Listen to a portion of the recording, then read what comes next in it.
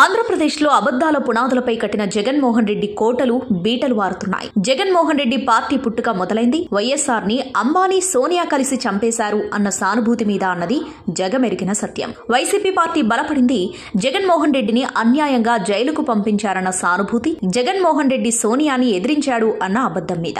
జగన్మోహన్ రెడ్డి తన తండ్రి పేరుతో వైఎస్ఆర్ కాంగ్రెస్ పార్టీగా పెట్టి వైఎస్ఆర్ మృతిని ఆ సానుభూతితో ప్రజల్లోకి వెళ్లారు. వైసీపీ పార్టీ చూసిన ఒకే ఒక్క గెలుపు కొన్ని వందల అబద్దాల మీద అన్నది రాష్ట్ర ప్రజలు గ్రహించారు. 2019 ఎన్నికల ముందు ప్రపంచ దేశాలు పూజించే దేవదేవుడు తిరుమల తిరుపతి వెంకటేశ్వర స్వామి పింక్ డైమండ్ చంద్రబాబు దొంగలించి ఇంట్లో పెట్టుకున్నారని హిందువుల మనోభావాలను రెచ్చగొట్టి ఓట్లు దండుకున్నారు. జగన్మోహన్ రెడ్డి అధికారం చేపట్టిన తర్వాత పింక్ డైమండ్ అన్నది అసలు లేనే లేదన్నది ప్రభుత్వమే అధికారికంగా ప్రకటించింది. ఎన్నికల ముందు చంద్రబాబు విజయం సాధించడానికి నిబంధనలకు విరుద్ధంగా 35 మంది కమ్మవారికి డీఎస్పీలుగా ప్రమోషన్లు ఇచ్చారని ప్రచారం చేశారు. ఈ ప్రకటనతో రాష్ట్ర ప్రజలలో కుల వైషమ్యాలను రెచ్చగొట్టి జగన్మోహన్ రెడ్డి అధికారం దక్కించుకున్నారు. ఆంధ్రప్రదేశ్ 13 జిల్లాలకు మధ్యలో అటు హైదరాబాద్, చెన్నై నగరాలకు అందుబాటులో ఉండేలా అమరావతి రాజధానిని చంద్రబాబు ప్రకటిస్తే ఆ ప్రాంతాన్ని కమ్మరావతి అని జగన్మోహన్ రెడ్డి రాష్ట్ర ప్రజలను రెచ్చగొట్టారు. ఎస్సీ కాన్స్టిట్యున్సీలో రాజధానిని నిర్మిస్తే కృష్ణా, గుంటూరు జిల్లాల్లో కమ్మవారి ప్రాబల్యం ఉంది కాబట్టి అక్కడ చంద్రబాబు రాజధాని పెట్టాలని ప్రచారం చేశారు. జగన్మోహన్ రెడ్డి చెబుతున్న విశాఖ రాజధానిలో కూడా పూర్తి కమ్మ ప్రాబల్యమే ఉంది. దీనికి కూడా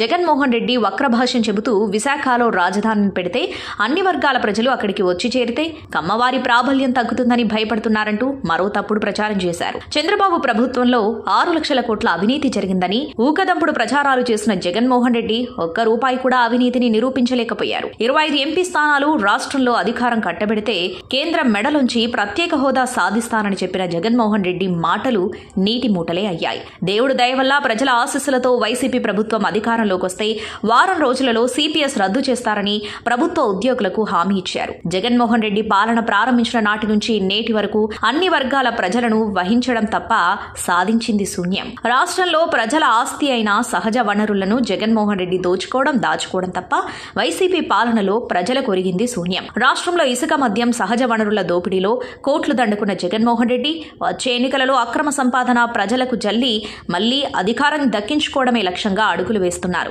వైసీపీ పాలనలో అనుభవించిన నరకం నుండి ప్రజలు ఓటు హక్కు ద్వారా జగన్మోహన్ రెడ్డికి బుద్ధి చెప్పడానికి సిద్ధపడుతుంటే అరాచక శక్తులను ప్రజలపై ఉసిగొలుపుతున్నారు. వైసీపీ పార్టీ ఏర్పాటైన నాటి నుండి జగన్మోహన్ రెడ్డి అధికారం చేపట్టే వరకు కొన్ని వందల అబద్దాల మీద కట్టిన గాలి పేకమేడ వచ్చే ఎన్నికలలో కుప్పకూలిపోవడం ఖాయం.